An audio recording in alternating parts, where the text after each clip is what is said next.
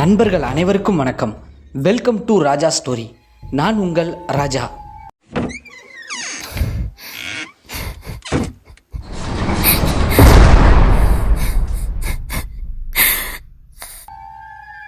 நமது ராஜா ஸ்டோரியில் இன்றைக்கி 200வது எபிசோடாக எங்கே நடந்த ஒரு சம்பவத்தை பற்றி பார்க்க போகிறோம் அப்படின்னு சொல்லி பார்த்தோம்னா, ராஜபாளையத்தில் இருந்து சரியாக ஒரு 8 கிலோமீட்டர் தொலைவில் அமைந்திருக்கக்கூடிய ஒரு சின்ன கிராமத்தில் வெங்கடேஷ் அப்படின்னு சொல்லக்கூடிய ஒரு 40 வயது மதிக்கத்தக்க ஒரு நபர் பக்கத்து கிராமத்தில் இருக்கக்கூடிய தனது நண்பரின் அப்பா ஒரு வயது மூப்பின் காரணமாக இறந்து போயிட்டார் அப்படிங்கக்கூடிய செய்தி அறிந்து உடனடியாக அந்த இறுதி ஊர்வலத்தில் துஷ்டிக்கு கலந்துக்கிட்டு ரிட்டன் வீட்டுக்கும் வந்துட்டாருங்க. அப்படி வந்த உடனே அவருக்கு இன்னொரு துயரமான ஒரு செய்தி காதுக்கு தென்படுது. என்ன அப்படின்னு சொல்லி பார்த்தோம் அப்படின்னா, அந்த வெங்கடேஷ் அவருடைய தூரத்து உறவினர் ஒரு பெண் இருக்கிறாங்க, அதாவது அக்கா.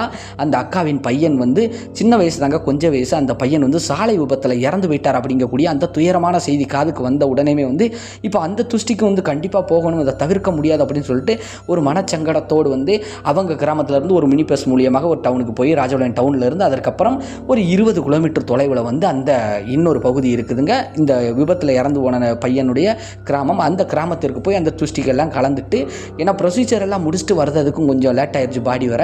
அதுக்கப்புறம் அந்த இறுதி ஊர்வலத்திலையும் கலந்துக்கிட்டு அதற்கப்புறம் ரிட்டன் இவர் வீடு வரவும் கொஞ்சம் இரவு நேரம் ஆயிருதுங்க. அந்த இரவு நேரத்தில் இவருக்கு நடந்த ஒரு சில அமானுஷ்யமான திகில் சம்பவத்தை தாங்க நாம் இன்னைக்கு 200வது எபிசோடாக நமது சேனலில் பார்க்க போகிறோம்.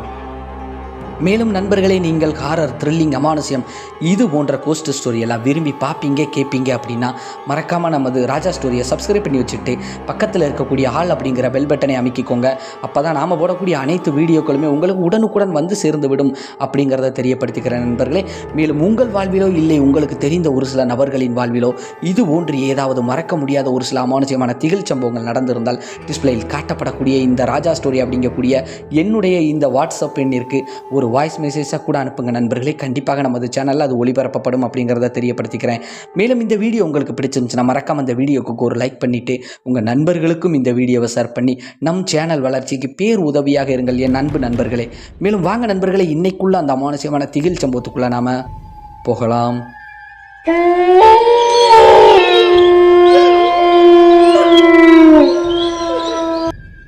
நாம் ஏற்கனவே குறிப்பிட்டு சொன்னது போல இந்த அமானுஷ்யமான திகில் சம்பவமானது ராஜபாளையத்தில் இருந்து சரியாக ஒரு 8 கிலோமீட்டர் தொலைவில் அமைந்திருக்கக்கூடிய ஒரு சின்ன கிராமத்தில் வெங்கடேஷ் அப்படின்னு சொல்லக்கூடிய ஒரு 40 வயது மதிக்கத்தக்க அந்த அண்ணனுக்கு 2011 அந்த காலகட்டங்களில் தாங்க இந்த அமானுஷ்யமான சம்பவம் நடந்திருக்குது.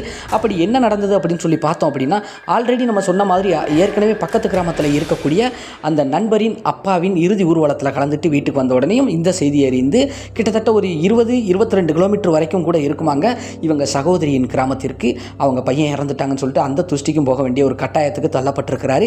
இவர் எப்படி போகிறார் அப்படின்னு சொல்லி பார்த்தோம்னா, இவங்க கிராமத்தில் இருந்து அந்த ராஜபாளையம் டவுனுக்கு ஒரு மினி பஸ் போகுதுங்க. அந்த மினி பஸ் மூலியமாக போய் அங்கே இறங்கி அதற்கப்புறம் ஒரு பஸ் மாறி அந்த சகோதரியின் வீட்டுக்கு பக்கத்தில் இன்னொரு ஏரியா இருக்குதாங்க, அங்கே போய் இறங்கி இவர் நடந்து தாங்க போக வேண்டிய ஒரு கட்டாயம் இருக்குது.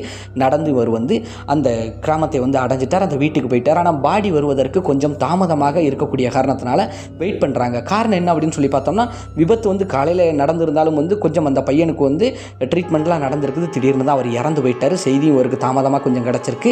அதனால தான் இவர் அங்கே போகும்போது மணி என்ன இருக்கும் அப்படின்னு சொல்லி பார்த்தோம்னா, ஒரு 4 மணிக்கிட்ட இருக்குங்க. பாடி வருவதற்கு ஒரு 6 மணிக்கிட்ட ஆயிடுச்சாங்க.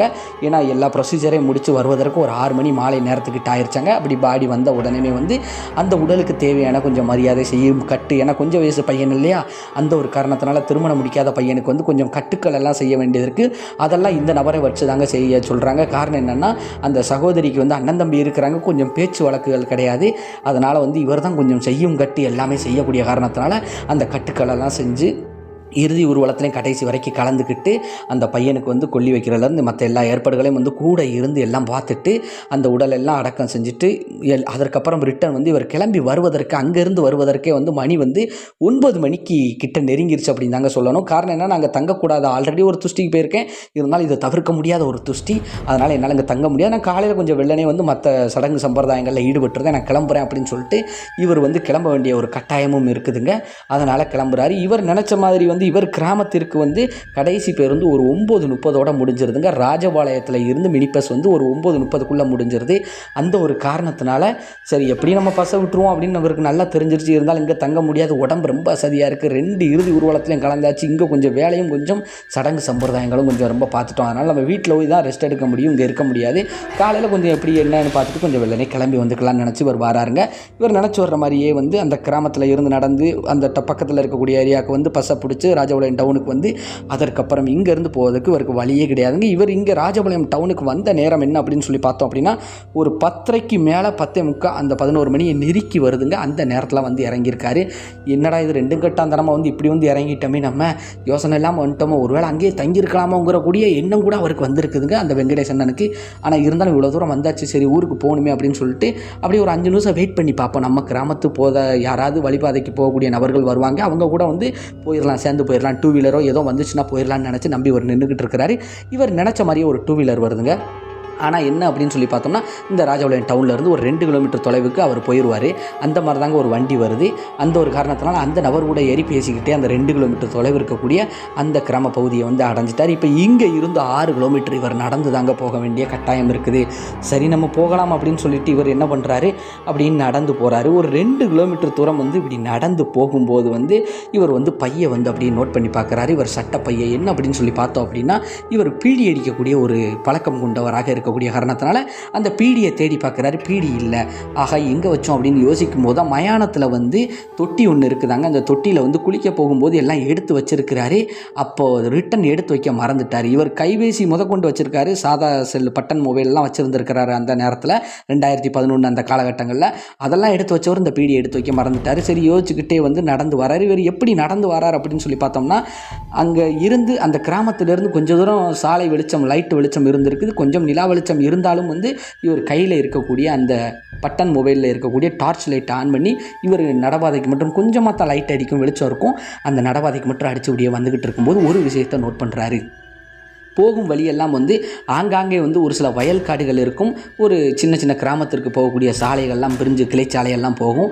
இப்படி தங்க இருக்கக்கூடிய அந்த சாலையில் வந்து அந்த வயல்காட்டுக்கிட்ட வந்து ஒரு கல் மேலே யாரோ ஒரு நபர் உட்காந்து பீடி குடிச்சிக்கிட்டு இருப்பது போல் தெளிவாக தெரியுதுங்க அந்த நேரத்துக்கு இவருக்கு. ஏன்னா இவருக்கு கொஞ்சம் நிலா வெளிச்சம் இருக்குது, பீடி யாரோ அங்கிட்ட அடிக்கிறாங்கன்னு தெரியுது. ஏன்னா இவர் ஒரு 100 மீட்டர் கிட்ட நெருங்கி வந்திருக்காரு. 50 மீட்டர் 100 மீட்டர் கிட்ட வரும்போதே வந்து அந்த நபரும் தெரிஞ்சிருக்கு. ஆஹா சரி ஆபத்துக்கு பாவமில்ல, நம்ம பீடி அடிக்கக்கூடிய ஆள் தான், இவ்வளோ தூரம் நடந்து உள்ள ஒரு பீடி கேட்டு வாங்கிக்கிடுவோன்னு சொல்லிட்டு அந்த நபர்கிட்ட போயிட்டு அண்ணாச்சி ஒரு பீடி கிடைக்குமா அப்படின்னு சொல்லிட்டு பக்கத்தில் போய் நின்று கேட்குறாருங்க. பக்கத்துலனா எப்படின்னா சாலை இருக்குது, சாலையிலேருந்து கொஞ்சம் டேப்பராக ஒரு இறக்கத்தில் தான் வயல்காடு இருக்குது. வயல்காட்டுக்கிட்டே இருக்கக்கூடிய அந்த கருங்கல் மாதிரி ஒரு கல் மேலே ஏறி உட்காந்து மயில் கல்லி மாதிரி ஏதோ ஒரு கல் இருக்குது, அதில் உட்காந்து அந்த நபர் பீடி அடிச்சுக்கிட்டு இருக்கிறாரு. அப்படி கேட்கும்போது பீடி அவர் வாட்டுக்கு அடிக்கிறார். இவர் ஒரு 2 டைம் கேட்குறாரு, கொடுப்பாரா மாட்டாரா அப்படின்னு சொல்லிட்டு. அதற்கப்புறம் வந்து அந்த நபர் எதிரே இருக்கக்கூடிய அந்த கல்லில் இருக்கக்கூடிய நபர் வந்து அப்படி இப்படி பின்னாடி தலைக்கு பின்னாடி அப்படி கையை நீட்டுறாருங்க. பீடி தான் கொடுக்குறாரு என்னாச்சு இவர் பார்க்குறாரு, அது பீடி தாங்க சரின்னு சொல்லிட்டு வாங்கி அதுக்கப்புறம் தீப்பெட்டி என்னாச்சு அப்படிங்கும்போது இன்னொரு கைட்டு வந்து அப்படி கை மாற்றி தீப்பெட்டியும் தலைக்கு மேலே ஓடி இப்படி நீட்டுறாரு. திரும்பி கூட பார்க்காம அப்படி நீட்டுறாரு. தீப்பெட்டியும் இந்த வெங்கடேசனை வாங்கிட்டாரு. வாங்கி பீடியை பற்ற வச்சு ரொம்ப நன்றினே அப்படின்னு சொல்லிட்டு தீப்பெட்டியை ரிட்டன் கொடுக்குறாங்க. தீப்பெட்டியை ரிட்டன் கொடுக்கும்போது அந்த நபர் தலைக்கு பின்னாடியே தான் கையை அப்படி நீட்டுறாரு. யார் தலைக்கு? அவர் தலைக்கு பின்னாடி இப்படி திரும்பி கூட பார்க்காம இப்படி தலைக்கு படத்துக்கு பின்னாடி இப்படி நீட்டும்போது அந்த தீப்பெட்டியும் கையில் வாங்கிக்கிட்டு இவர் வாட்டுக்கு வந்து நடந்து போகிறாரு. அப்படி நடந்து போகும்போது ஒரு 4-5-8 நடந்து போகும்போது நல்லா புகை வந்த பீடி மொத்தத்திலே புகையே வரலங்க, கங்கு மட்டும் இருக்குது. இழுத்து இழுத்து பார்க்குறாரு, புகையே வரல. என்னடா அப்படின்னு சொல்லிட்டு அந்த டார்ச் லைட்டை எடுத்து லேசாக பீடியில் ஒரு பார்க்குறாரு, அடித்து பார்க்குறாரு. அது வெறும் குச்சி மாதிரி இருக்குது. என்னடா இது குச்சியிலையா இவ்வளோ நேரம் நம்ம தம் அடித்தோம், 2-3 இழுப்பு இழுத்தமே இழுக்கும்போது புகையெல்லாம் வந்துச்சு, இப்போ என்னடா புகையை வரலை அப்படின்னு சொல்லிட்டு இவர் ஒரு யோசனையிலே வந்து அந்த பீடியை வந்து அடித்து பார்க்குறாரு. அது குச்சி நல்லா தெரியுது. என்னடா இது குச்சி அப்படின்னு சொல்லிட்டு கீழே ஓட்டு அப்படி மிதிச்சுட்டு அதுக்கப்புறம் இப்படி திரும்பி பார்க்குறாரு. அந்த இடத்துல யாருமே இல்லை. என்னடா நமக்கு பீடி கொடுத்த அந்த அண்ணாச்சியை காணோம், எங்கே போயிருப்பார், ஒரு வேளை பிஞ்சக்குள்ளே போயிருப்பார். இந்நேரத்துக்கு அவருக்கு இங்கே என்ன சோழி, மணியும் வந்து 11 மணிக்கிட்ட ஆகிப்போச்சே என்ன அப்படின்னு சொல்லிட்டு சரி நமக்கு என்னத்துக்கு போ, என்னத்தையோ கையில் தூக்கி கொடுத்துருச்சு, ஆனால் இது பீடியாத்தானே நம்ம பார்க்கும்போது அப்படின்ட்டு 1000 குழப்பங்களோடு அப்படியே நடந்து போய்கிட்டு இருக்கிறாரு. அப்படி நடந்து போகும்போது வந்து ஒரு 1 கிலோமீட்டர் தொலைவுக்கும் வந்து போயிட்டார். அப்போ இவர் ஒரு விஷயத்தை நோட் பண்ணுறாரு. என்ன அப்படின்னு சொல்லி பார்த்தோம் அப்படின்னா, இவருக்கு பின்னாடி யாரோ நடந்து வருவது போல் தெளிவாக தெரியுதுங்க. அதாவது உணர்றாரு.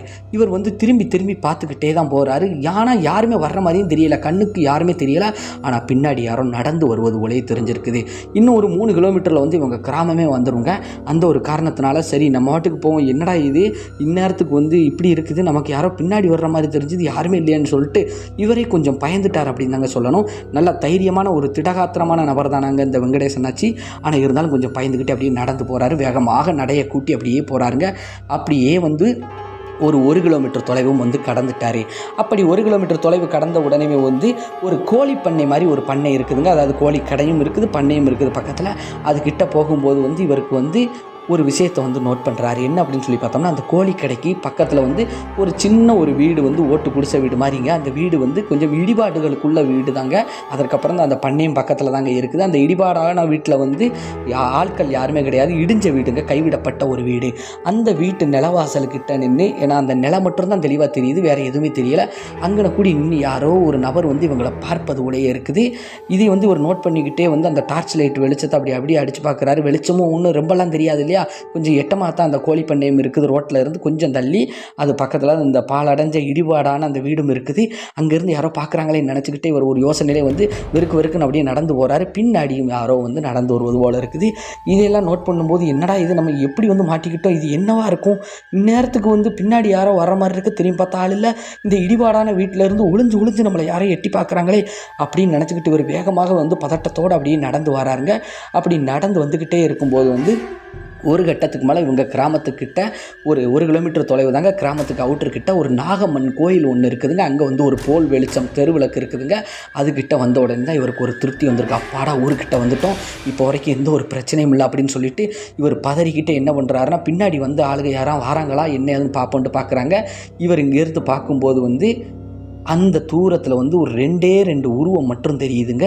அதை வந்து நல்லா இவர் அப்படியே உன்னிப்பாக பார்க்குறாரு. உன்னிப்பாக பார்க்கும்போது உருவம் தெரியுது, ஆனால் அது ஆள் இல்லைன்னு தெரியுது. இவருக்கு இவ்வளோ தூரம் நடந்த சம்பவத்தை எல்லாம் பார்க்கும்போது பீடி கொடுத்தது, மேற்கொண்டு அந்த இடிபாட்டுக்குள்ளே உள்ள வீட்டில் இருந்து ஒரு நபர் வந்த மாதிரி இருந்துச்சு அப்படின்னு சொல்லிட்டு இதெல்லாம் பார்க்கும்போது ஒரு பயம் வந்துருச்சு. விறுவிறுன்னு அந்த நாகம்மன் கோயில் பக்கத்தில் தான் நிற்கிறாரு, உள்ளே போல. ஏன்னா துஷ்டி வீட்டுக்கு போயிட்டு வந்திருக்கோம், குளிச்சுட்டு வந்தாலுமே வந்து நம்ம வீட்டுக்கு போகாமல் இந்த மாதிரி கோயில் குளத்துக்கெல்லாம் போகக்கூடாதுன்னு சொல்லிட்டு கொஞ்சம் தள்ளி நின்று அந்த நாகம்மனை வழிபட்டுட்டு அப்படியே பதட்டத்தோடையே அந்த சாலையை வந்து அப்படியே நேராக, அதாவது மெயின் சாலையாக இருக்குது, ஒன்று போல் பிளைனாக இருக்குது, அந்த சாலையை அப்படியே பார்க்கும்போது இப்போ நல்லா தெரியுது இவங்களுக்கு 2 உருவம் அந்த இடத்துல நின்று இவரே பார்த்துக்கிட்டே இருக்குது. ஒரு உருவம் இவருக்கு பீடி கொடுத்த உருவம் தெரிஞ்சிருது, இன்னொரு உருவம் வந்து அந்த இடிபாட்டுக்குள்ளே உள்ள உருவம். ஆனால் அது ஒரு ஆண் நினச்சாரு, ஆனால் கிடையாதுங்க, அது ஒரு பெண்மணி மாதிரி தெரியுது. இங்கேருந்து பார்த்து பதறிக்கிட்டே நம்ம வீட்டுக்கு போயிடுவோம்ப்பா எப்பா அப்படின்னு சொல்லிட்டு பதறி போய் அந்த நாகம்மனை மறுபடி வேண்டிக்கிட்டு அங்கேருந்து வேகமாக நடந்து வீட்டுக்கே வந்துட்டாருங்க. அந்த நேரத்துக்கு வீட்டு கதவை தட்டினோடனே மனைவி வந்து சத்தம் போடுறாங்க, வர டைம் ஆகும்னு தெரிஞ்சதுன்னா எதுக்கு நீங்கள் அங்கேயே தங்கிட வேண்டியதானே, இங்கே இவ்வளோ தூரம் நடந்தால் வந்தீங்க அப்படின்னு சொல்லிட்டு சத்தம் போடுறாங்க. எதுவுமே பேசலை. ஏமா விடுமா அப்படின்னு சொல்லிட்டு இவர் வீட்டுக்குள்ளே தாங்க முண்டி அடிச்சு போகிறாரு. கைகால் மொத்த கழுவிட்டு வீட்டுக்குள்ளே போய் அதுக்கப்புறம் வந்து இவர் படுக்கலாம்னு நினச்சி படுக்கிறாரு. அவங்க மனைவி வந்து சாப்பிட சொல்கிறாங்க. இல்லை நான் சாப்பிட்டேன் அப்படின்னு சொல்லி இவர் சொல்கிறாரு. ஆனால் இவர் சாப்பிடவே இல்லை, பதட்டம் தாங்க இருக்குது, பசி இவருக்கு இல்லைங்க. அந்த ஒரு காரணத்தினால் அப்படியே படுத்து தூங்கலாம்னு சொல்லிட்டு தூங்குறாரு. காலையில் கொஞ்சம் சீக்கிரமாக எழுப்பி விடுமா அப்படின்னு சொல்லி மனைவிட்ட சொல்லிவிட்டு, ஏன்னா மறுபடியும் வந்து கொஞ்சம் அந்த இறுதி ஊர்வலம்லாம் முடிச்சு இவர் தானே செய்யும் கட்டு 1-2 செஞ்சுருக்காரு, அந்த ஒரு காரணத்தினால வந்து துஷ்டி வீட்டுக்கு மறுபடி போகணுமா அப்படின்னு சொல்லிட்டு, இதுக்கு நீங்கள் அங்கேயே தங்கியிருக்கலாம், அங்கே இவ்வளோ தூரம் வந்திருக்கவே வேண்டாம், சரி படுங்க அப்படின்னு சொல்லிட்டு மனைவியும் வந்து சொல்லிட்டாங்க. இவர் வெங்கடேசன் நச்சியும் வந்து படுத்துறாரு. படுத்து தூக்கம் வருதான்னு பார்த்தீங்கன்னா தூக்கமே வரல. இவருக்கு அந்த நினப்பு தான் இருந்துக்கிட்டே இருக்குது. எப்படியோ ஒரு கட்டத்துக்கு மேலே வந்து கொஞ்சம் விடிஞ்சிருச்சு, இவர் தன்னை மறந்து எப்படியோ தூங்கிட்டாருங்க. அப்படி தூங்கும்போது வந்து முணங்கிக்கிட்டே தான் இருந்திருக்கிறாரு. மனைவி வந்து இதை வந்து நோட் பண்ணிக்கிட்டே இருந்திருக்காங்க. பேசாமல் தூங்குங்கன்னு சொன்னாலுமே வந்து முணங்கிக்கிட்டே தான் இருந்திருக்காங்க. ஒரு கட்டத்துக்கு மேலே மணி வந்து ஒரு 6 மணிக்கிட்ட ஆனதுக்கப்புறம் வந்து மனைவி எழுந்து கணவரை எழுப்பலாம் அப்படின்னு சொல்லிட்டு எழுப்பும்போது அப்போ தாங்க தெரியுது உடம்பு வந்து அனலாக கொதிக்குது கணவருக்கு, அதாவது வெங்கடேசன் ஆச்சிக்கு. உடனடியாக வந்து என்னங்க உங்கள் உடம்பு இப்படி சுடுது அப்படின்னு சொல்லிட்டு மனைவியை வந்து எழுப்பி விட்டு பார்க்குறாங்க. எழுந்திரிக்கவே முடியலை. வெங்கடேசன் ஆச்சியால் அடித்து போட்ட மாதிரி பயங்கரமான உடல் அசதி, அப்படியே வந்து காய்ச்சல் பயங்கரமாக அடிக்குது. உடனடியாக வந்து எப்படியோ வந்து தகவலும் கொடுத்தாச்சு.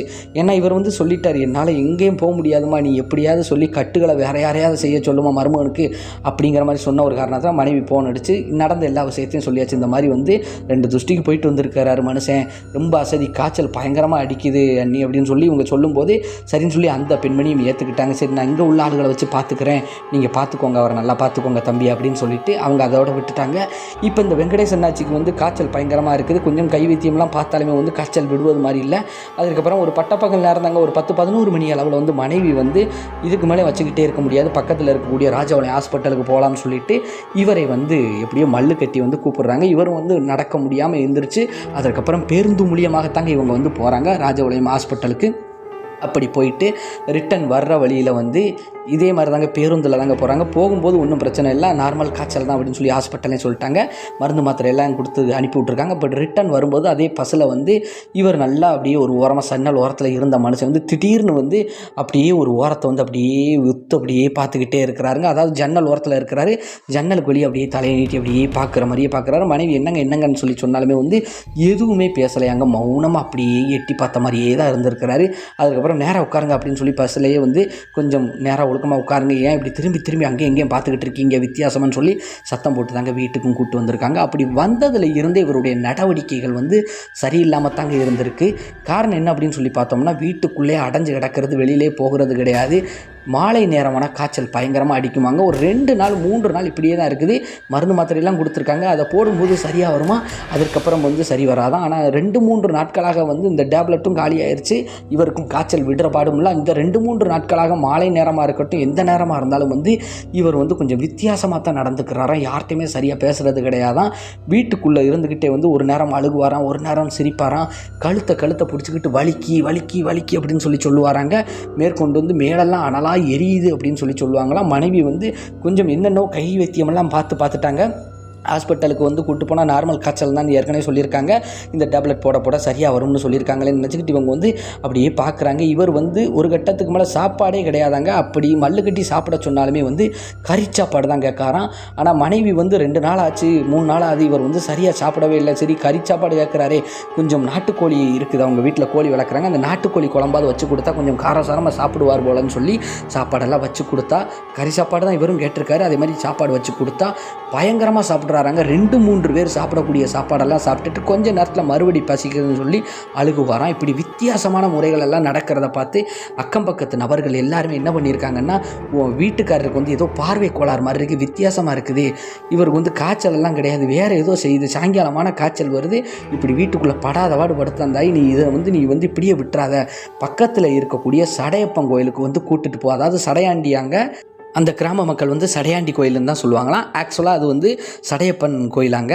அந்த சடையாண்டி கோயிலுக்கு கூப்பிட்டு போனால் கொஞ்சம் சரியாக வருமா, இப்படியே வச்சுக்கிட்டே இருக்காத, நோய்க்கும் பாரு பேய்க்கும் பாருன்னு சொல்லியிருக்கிறாங்க, நீ ஹாஸ்பிட்டல் போனதுக்கு ஒன்றும் இல்லைன்ட்டாங்க இல்லையா, அதனால் நீ கோயிலுக்கு கூப்பிட்டு போனோன்னா கொஞ்சம் சரியாக வர வாய்ப்பு இருக்குது, இந்த மாதிரி சடையாண்டி கோயிலில் வந்து இந்த மாதிரி மந்திரிச்சு விடுவாங்க அப்படிங்கிற மாதிரி சொன்ன உடனே வந்து வீட்டுக்குள்ளே வந்து படுத்திருந்த வெங்கடேசன் வந்து அவர் வந்து எந்திரிச்சு ஆக்ரோஷமாக கத்திக்கிட்டே கண்ட மணிக்கு வந்து அந்த வெளியில் நின்று புத்தி சொல்லிட்டு இருக்கக்கூடிய அந்த நபரை வந்து கண்ட மணி கெட்ட வார்த்தையில் வந்து திட்டி விட்டுருக்காங்க. உடனடியாக மனைவி வந்து கொஞ்சம் சத்தம் போட்டிருக்காங்க, என்ன இப்படி பண்ணுறீங்க அப்படிங்கும்போது பொம்பளை மாதிரி அழுகவும் செஞ்சுருக்காங்க. என்ன வித்தியாசமாக பண்ணிகிட்டு இருக்காந்தாயி, நான் சொன்னது சரியாக இருக்குதாயி, உடனடியாக நீ கூட்டு போதாயி அப்படிங்கிற மாதிரி என்னவோ சொல்லும்போது வந்து ஆக்ரோஷமாக வீட்டுக்கு வெளியில் வரவே இல்லையா, ஆனால் கத்திக்கிட்டே இருந்திருக்கிறாங்க வீட்டுக்குள்ளே. அன்றைக்கு மாலை நேரத்துக்கே வந்து 4-5 பேர் உதவியோடு வந்து அக்கம் பக்கத்தினர் உதவியோடு வந்து கணவரை வந்து எப்படியும் மல்லு கட்டி தூக்கிட்டு ஒரு 1/2 கிலோமீட்டர் தொலைவில் தான் இருக்குதாங்க அந்த சடையாண்டி கோயிலுக்கு வந்து கூப்பிட்டு போயிருக்கிறாங்க. அப்படி கூப்பிட்டு போனோடனே அந்த கோயில் பூசாரி வந்து வரமாட்டேன்னு மல்லு கட்டி இருக்கக்கூடிய இந்த நபரை வந்து கொஞ்சம் மல்லு கட்டி பிடிச்சி இழுத்து அந்த பூசாரி உதவியோடு வந்து உள்ளே கொண்டு வந்து உட்கார வச்சாச்சு. அது நல்ல நல்ல வெட்டார வெளியில் இருக்கக்கூடிய அந்த கோயிலாங்க. அதுக்கு வந்து மண்டபம் எதுவும் கிடையாதான், வெட்டார வெளியில் தான் அந்த கோயில் இருக்குமா. அந்த கோயில் முன்னாடி உட்கார வச்ச உடனே வந்து அப்படியே பதறிக்கிட்டே கையெல்லாம் நடுங்கிக்கிட்டே வெங்கடேஷ் வந்து அண்ணாச்சி வந்து உட்காந்துக்கிட்டு இருக்கிறாரு. அப்படி உட்காந்துக்கிட்டு இருக்கும்போது கொஞ்ச நேரத்தில் வந்து பூஜைகளெல்லாம் செய்ய ஆரம்பிக்கிறாரு ஒரு மாலை நேரத்துக்கு. அப்படி செய்யும்போது வந்து அப்படியே ஒரு பொம்பளை மாதிரி உட்காந்துக்கிட்டு அப்படியே அழகுதான். உடனே எல்லாருமே ஒரு பெண்மணியின் ஆன்மா தான் இவரை வந்து பிடிச்சிருக்கு அப்படின்னு நினச்சி எல்லாருமே வந்து அப்படியே ஒத்து பார்த்துக்கிட்டே இருக்கிறாங்க. அதுக்கப்புறம் பூஜையெல்லாம் முடித்ததுக்கப்புறம் அந்த சடையாண்டி கோயில் பிரசாதத்தை கொண்டு வந்து உடனடியாக வந்து ஒரு தேங்காவை கையில் கொண்டு வந்து இதை பிடி அப்படின்னு சொல்லிட்டு மல்லு கட்டி பிடிக்க சொல்லியிருக்கிறாங்க. பயந்துக்கிட்டே வந்து வாங்கி கையில் பிடிச்சிருக்கு. நான் யாருன்னு தெரியுமா, என் கோட்டைக்குள்ளே வந்துக்கிட்டு என் பிள்ளைய வந்து நீ பிடிச்சி ஆட்டிக்கிட்டா இருக்கிற, இப்போ இப்போ நீ யார், எதுக்கு இங்கே வந்த, நீ இவளை விட்டு போறியா என்ன அப்படிங்கும்போது வந்து நான் போயிடுறேன், என்னை துணைக்கு கூட போய் தான் நான் வந்தேன், நானாக வரலை அப்படிங்கிற மாதிரி வந்து இந்த ஆன்மா வந்து சொல்லுது. ஒரு பெண்மணியின் ஆன்மா துணைக்கு கூட்டாங்கண்ணா, இவனே வந்து என்னை வந்து பிடிச்சிக்கோன்னு சொன்னானா அப்படின்னு சொல்லி அந்த கோயில் பூசாரி கேட்கும்போது, இல்லை இன்னொருத்தன் இருக்கான், உள்ளே இருக்கான், அவன் தான் என்னை வா அப்படின்னு சொல்லி கூப்பிட்டான், நான் கூப்பிட்டதும் வந்துட்டேன், இவனை வந்து பிடிச்சிக்கிட்டேன், நான் போயிருந்தேன், இவனை யாருன்னு எனக்கு தெரியும், நான் பக்கத்து கிராமம் தான் மாடத்தி அப்படின்னு சொல்லியிருக்குது. அதாவது இந்த ஆன்மாவின் பேர் வந்து மாடத்திங்க. அங்கே இருக்கக்கூடிய ஒரு சில நபர்கள், பெரிய ஆளுகளுக்கு அந்த கோயில் பூசாரிக்கு வந்து தெரிஞ்சிருக்குது விவரம்.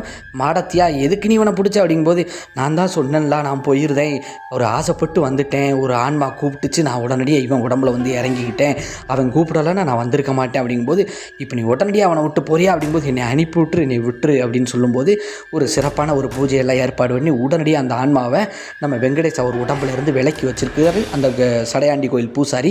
உடனடியாக அதற்கப்புறம் வந்து சத்தியவாக்கு கொடுத்துட்டு அந்த ஆன்மா போன உடனே வந்து மறுபடியும் அமைதி அப்படியே கழுத்தை அப்படியே திருப்பிக்கிட்டு எதுவுமே பேசாமல் உட்காந்துருக்கு. கழுத்தை பிடிச்சிக்கிட்டே இருந்திருக்குது. தலையை பிடிச்சிக்கிட்டு உடம்பெல்லாம் பிடிச்சிக்கிட்டு அங்கங்கே தொட்டு பார்த்துக்கிட்டே இருக்குது. அதுக்கப்புறம் நீ சொல்லு, நீ யாருப்பா அப்படின்னு சொல்லி அந்த கோயில் பூசாரி கேட்கும்போது வந்து அப்படியே அமைதியாக இருந்திருக்கு.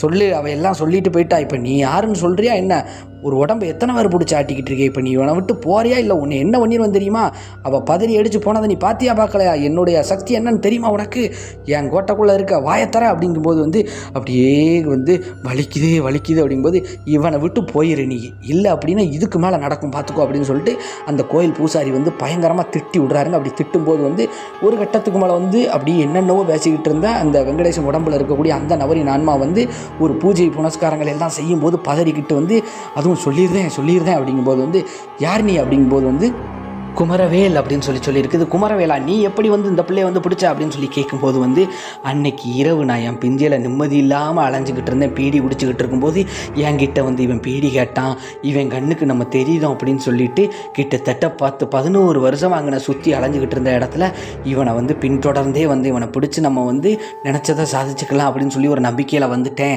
அப்படி வரும்போது தான் அந்த பெண்ணோட ஆன்மாவையும் பார்த்தேன், அதவையும் துணைக்கி கூட்டுக்கிட்டு சேர்த்துக்கிட்டேன். ஆனால் அன்னைக்கு நாங்கள் 2 பேருமே இவனை வந்து பிடிக்கல, பயமுறுத்தி விட்டோம், மறுநாளைக்கு இவன் ஹாஸ்பிட்டலுக்கு போகிற வழியில் தான் பிடிச்சோம் அப்படிங்கிற மாதிரி சொல்லியிருக்கு. நீ எப்படி இறந்த அப்படின்னு சொல்லி அந்த கோயில் பூசாரி கேட்கும்போது வந்து, இது போல் சரியாக 2011 இந்த சம்பவம் வந்து வெங்கடேசனுக்கு நடக்குது. அதுக்கு ஒரு 10-11 வருஷத்துக்கு முன்னாடிங்க, கிட்டத்தட்ட 1999 2000 அந்த காலகட்டங்களில் வந்து ஒரு வயல்காட்டு பிரச்சனையின் காரணமாக இந்த குமரவேலை வந்து அங்காளி பங்காளிமார்களே அந்த வயல்காட்டில் வந்து வெட்டி கொன்று விட்டாங்க. அந்த ப்ரொசீஜர் எல்லாமே அந்த நேரத்துக்கு போயிருக்கு, காவல்துறை வழக்கெல்லாம் நடந்திருக்குது. ஆனாலும் நிம்மதி இல்லாமல் அந்த அலைஞ்ச ஆன்மா ஆசை நிறைவேற்றுறதுக்காக இருந்த இடத்துல இவர் வந்து தீட்டுப்பட்டு வந்திருக்காராங்க. அந்த ஒரு காரணத்தினால எளிமையாக இவனை பின்தொடர்ந்து என்னால் வர முடிஞ்சுது, பிடிக்க முடிஞ்சுது அப்படின்னு சொல்லி இந்த ஆன்மா வந்து சொல்லுது. இப்போ நீ இங்கேருந்து போகிறையா என்ன அப்படின்னு சொல்லி கேட்கும்போது வந்து, நான் போயிடுறேன், என்னை எதுவும் பண்ணிடாத, எனக்கு இதெல்லாம் வேணும் அப்படின்னு சொல்லி கேட்குதுங்க அந்த ஆன்மா வாய் விட்டு. அப்போ எல்லாத்தையுமே செஞ்சு கொடுத்துருக்காங்க. அது நிறையா கேட்டிருக்குது. அதெல்லாம் செய்ய முடியாட்டியும் கூட வந்து இந்த கோழிக்கறி கேட்டிருக்குது, பீடி சிரட்டு, மேற்கொண்டு வந்து சாராயம், என்னென்னவோ கேட்டிருக்குது. எல்லாத்தையும் வச்சு அதற்கப்புறம் அதுக்கு கொடுத்து சத்திய வாக்கெல்லாம் வாங்கி தாங்க அனுப்பி விட்டுருக்குறாங்க. அந்த ஆன்மா பயிற்சி இப்படி 2 ஆன்மாவின் பிடியிலிருந்து விடுபட்ட அந்த வெங்கடேஷ் வந்து கொஞ்சம் இயல்பு சூழ்நிலைக்கு வந்து எந்திரிக்க முடியாமல் எந்திரிச்சிருக்கிறாரு. அந்த கோயில் பூசாரி அதற்கப்புறம் வந்து தீர்த்தி நீரெல்லாம் தொளிச்சு கொஞ்சம் அறிவுரையும் வழங்கி, இப்படியெல்லாம் வந்து 2 துஷ்டிக்கு போகக்கூடாது, ஒரு தீட்டுக்கு சமானம் அப்படின்னு சொல்லி அறிவுரையெல்லாம் வழங்கி அதற்கப்புறம் வந்து அந்த கோயில் பிரசாதத்தையும் கொடுத்து ஒரு கயிறெல்லாம் கையில் கட்டி விட்டு அனுப்பி விட்டுருக்காங்க. அதற்கப்புறம் வந்து ஒரு வாரம் கழிச்சு தாங்க, ஒரு 10 நாள் கழிச்சு தான் கொஞ்சம் கொஞ்சமாக மீண்டு வந்து அதற்கப்புறம் வந்து நார்மலாக இருக்கிறாருங்க. இந்த சம்பவத்திலிருந்து அவர் முழுமையாக விடுபட்டிருக்கிறாருங்க நண்பர்களே. மேலும் இந்த சம்பவம் எப்படி இருந்தது அப்படிங்கிறத வந்து மறக்காமல் வந்து கமெண்ட் செக்ஷனில் வந்து சொல்லிட்டு போங்கள் என் அருமை நண்பர்களே. இந்த சம்பவத்தை நமக்கு அனுப்பி வச்சது யார் அப்படின்னு சொல்லி பார்த்தோம்னா, அந்த வெங்கடேசன் அவங்களுடைய பையன் சங்கர் அப்படின்னு சொல்லக்கூடிய அந்த நபர் தாங்க நமக்கு இந்த சம்பவத்தை வந்து அனுப்பி வச்சுருக்கிறாங்க. இப்போ கொஞ்ச நாளாக நம்ம சேனலை வந்து அவர் வந்து விரும்பி பார்க்குறாராம். அதனால் வந்து சின்ன பிள்ளையில் அவங்க அப்பா சொன்ன அந்த கதையை வந்து மறுபடியும் வந்து கேட்டு தெளிவாக அச்சு பிசறாமல் நமக்கு வந்து அனுப்பியிருக்காங்க. நம்மளும் வந்து அந்த கதையை வந்து முழுமையாக சொல்லிவிட்டோம் நண்பர்களே. மேலும் உங்கள் வாழ்விலும் இது போன்று ஏதாவது மறக்க முடியாத ஒரு சில அமானுஷ்யமான திகில் சம்பவங்கள் நடந்திருந்தால் டிஸ்பிளேயில் காட்டப்படக்கூடிய இந்த ராஜா ஸ்டோரி அப்படிங்கக்கூடிய என்னுடைய வாட்ஸ்அப் எண்ணிற்கு ஒரு வாய்ஸ் மெசேஜாக கூட அனுப்புங்க நண்பர்களே. கண்டிப்பாக நமது சேனலில் அது ஒளிபரப்பப்படும் அப்படிங்கிறத தெரியப்படுத்திக்கிறேன். மேலும் இப்போ வரை நீங்கள் நமது சேனலை வந்து சப்ஸ்கிரைப் பண்ணாமல் தான் பார்க்குறீங்கன்னா சப்ஸ்கிரைப் பண்ணிவிட்டு பக்கத்தில் இருக்கக்கூடிய ஆல் அப்படிங்கிற பெல் பட்டனை அமைக்கிக்கோங்க. அப்போ தான் நாம் ஓடக்கூடிய அனைத்து வீடியோக்களுமே உங்களுக்கு உடனுக்குடன் வந்து சேர்ந்து விடும் அப்படிங்கிறத தெரியப்படுத்திக்கிறேன். மேலும் நன்றி, வணக்கம் நண்பர்களே. நாம் அடுத்து இதே போன்று ஒரு அமானுஷ்யமான திகில் சம்பவத்தில் சந்திப்போம்.